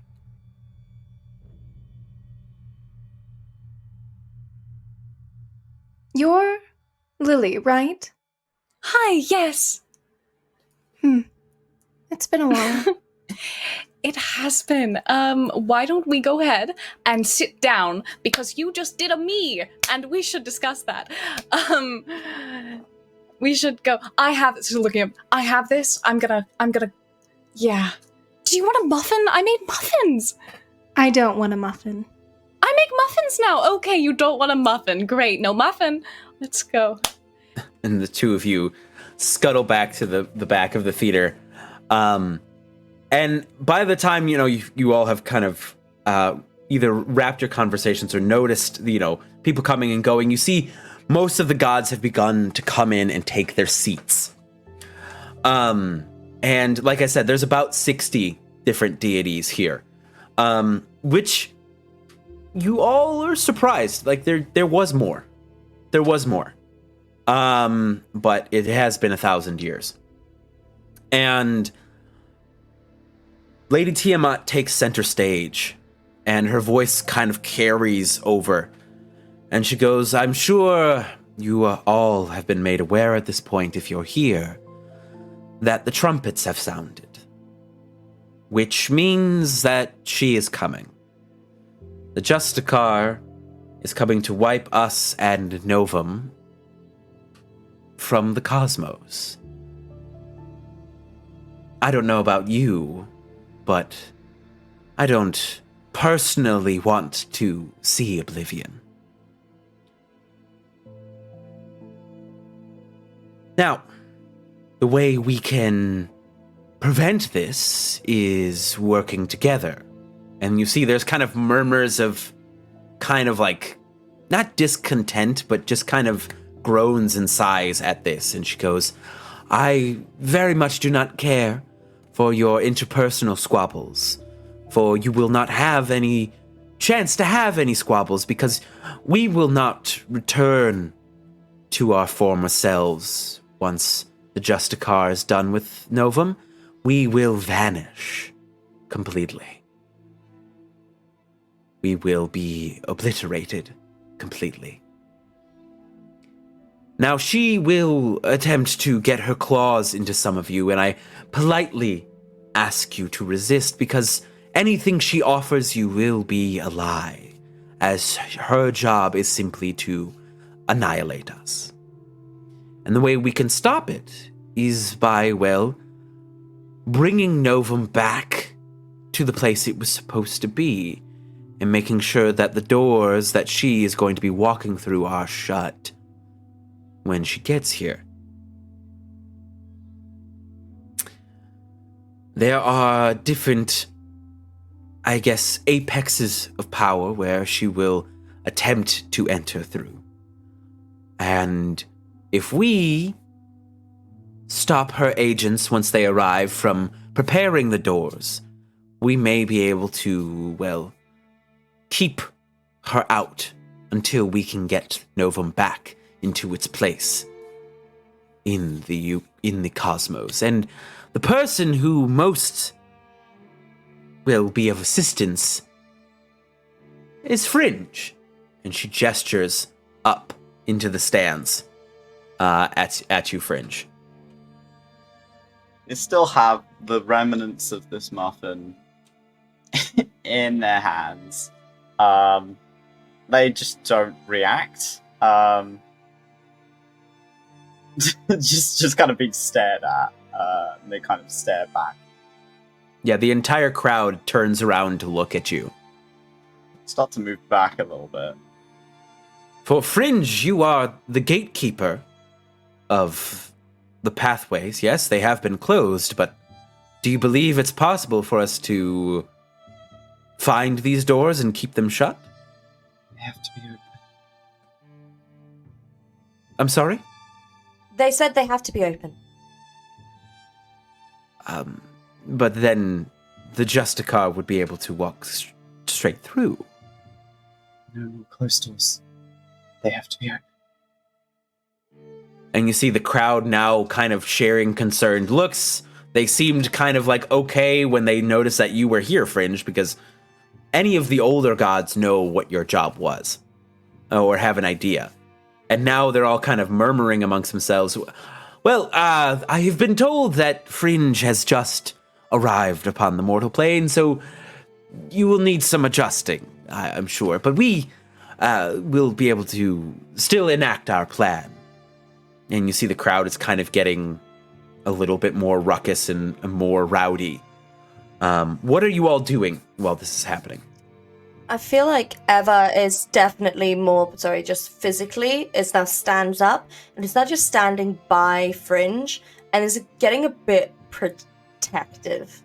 Because she doesn't like that people are, like, murmuring and there's, like, bad vibes, and that he's just, like, she knows how they are, and how they've literally just, like, been. And the thought of, like, oh, they just came here just to, like, do a task or a job, and being taken for granted a bit, so she's just standing there, just like, okay, no, I'm ready to leave if I need to. with Fringe. Fringe has just been in a plane of existence where every door has been closed for 900 years. They are now compulsed to keep those doors open. Mm. And they will do anything in their power to keep those doors open. They can't do closed doors anymore. No more closed doors. And then Crona, you're standing just there. Are you doing anything specific? Crona is just staring at Amaris and where she's gone after having seen her walk into the front. Okay. She's actually quite near in the other side of the back of the theater with Lily. They're aware. Okay. And then we jump over to Lily and Amaris. What are the two of you doing in reaction to the crowd kind of murmuring Lady Tiamat's plan? Amaris is picking at her nails until they bleed. Not looking up, just looking down.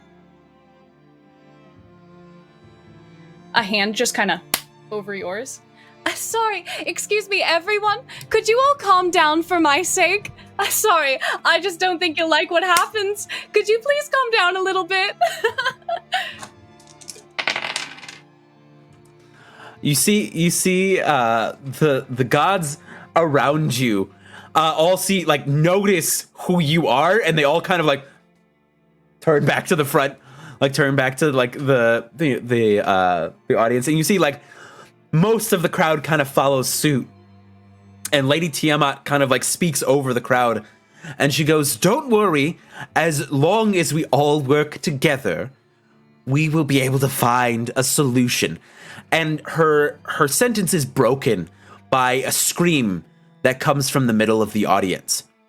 As we see the god of thunder, we see him kind of stand up, and he's holding his chest, and you can see this kind of deep blue glow is beginning to kind of come from his chest. He's got big bushy beard. He's in like this just kind of light gray tunic with his hammer at his side, and he's just kind of holding his chest, and he's like, something is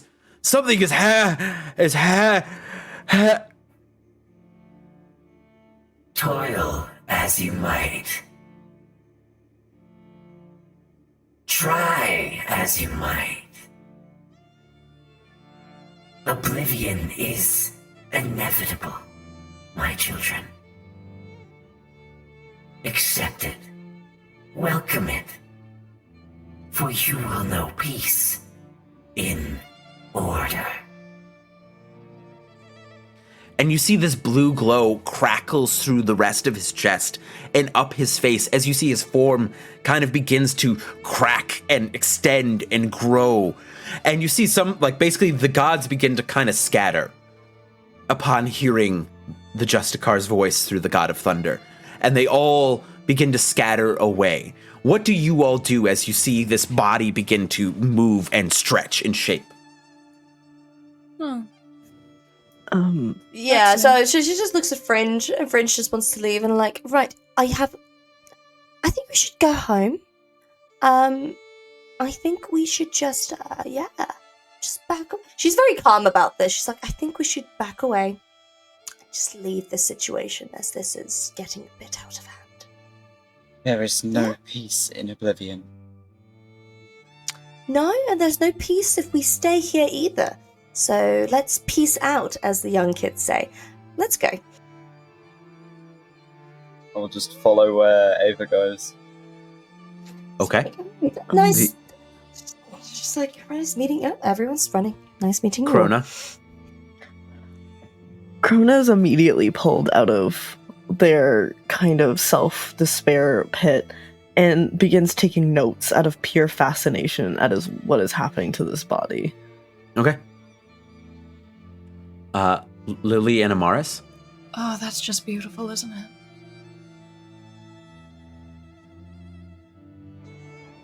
Some things haven't changed, and Amaris is gonna make a beeline to where Crona is writing notes and is gonna try to pull them away from whatever is happening, I guess. knowing how just it's an instinct. Yeah. Crona. Oh no. I'm trying to decide how invested Crona is in taking this note. Yep. Oh god. 8. 8. You feel the tug on your arm, but man, what you're seeing before you as the body is beginning to extend and the clouds are beginning to circle and darken above you, it's just so interesting. Yeah, I let the pull happen so that I can keep taking notes while observing this. I'm not really needing to walk. Someone else is doing it. Lily, what are you doing? Is Lady Tiamat still there, or she booked it out? You see she's backing away from this. It looks like she's also trying to leave upon seeing this. Okay, I'm going to calmly walk down, grab my muffin basket, and then I'll leave. So while all of you are beginning to leave and Fringe, are you heading out as well? Yeah, I'm following where Ava's going. As the group of you begin to leave, the sky begins to crack with thunder. I guess the only one who's really looking would be Crona. As you see, the jaw kind of unhinges down from the god of thunder and basically like extends. As you see the muscles kind of stretch and extend, and then you see the head kind of sets farther forward. As you see that he's turned into this, like you can see where the muscles should have torn and the arms and like the limbs should have just broken off. You see there's crackling lightning kind of in between. That this basically god of thunder has turned into this almost like hulkish like beast. And he dives towards you. And that is where we're going to stop for tonight. What? Damn. I'm sorry, what? Thank you all so much for joining us for episode 1 of Rapture. I hope you've enjoyed it. We will be back, not next Saturday, but the Saturday afterwards. Thank you all so much for being here. I have been Alec the Bard. I have been your game master. I'm going to really quick let my players go around and say goodbye and who they are. We're going to start with Toby, because we started with you at the beginning. I'm Toby. Hi. I play Fringe. My online handles are like toby.exe on everything, so come and find me and find my work. Brooke, go.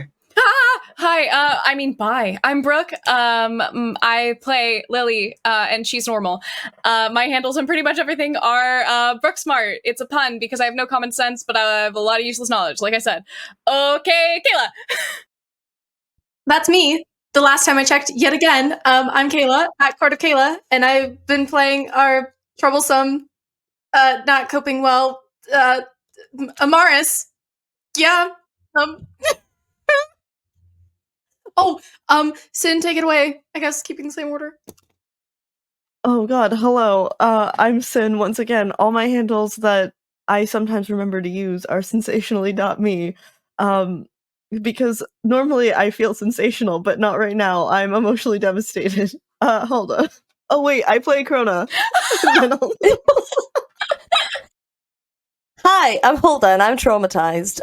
In this episode, I played Eva, which I'm probably going to play the rest of this campaign. I don't know where this energy is coming from.